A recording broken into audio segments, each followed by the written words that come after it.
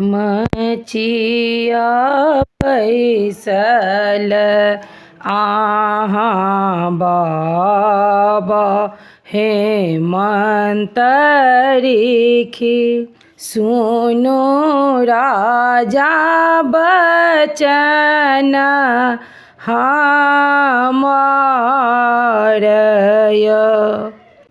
मचिया बैसल आहाँ बाबा हेमंतरिखी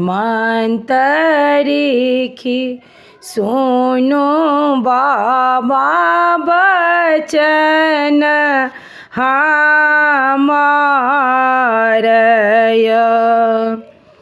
बेटी कुमारी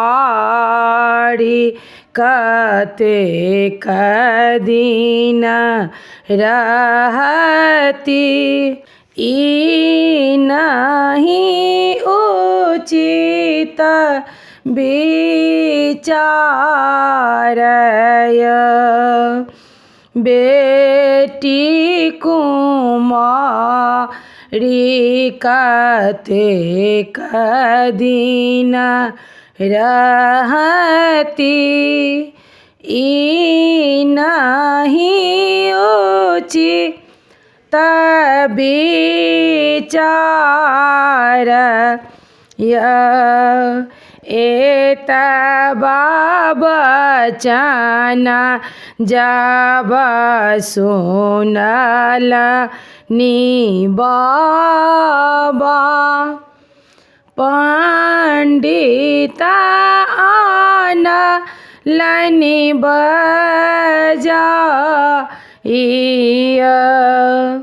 आबथु पंडित बैसथु पलंग चढ़ी जोहि देथु सिया योग बरय। जोहि देथु सिया योग बरय। अयोध्या नगरिया में राजा दशरथ छथि हुनकर पुत्र श्री रामय।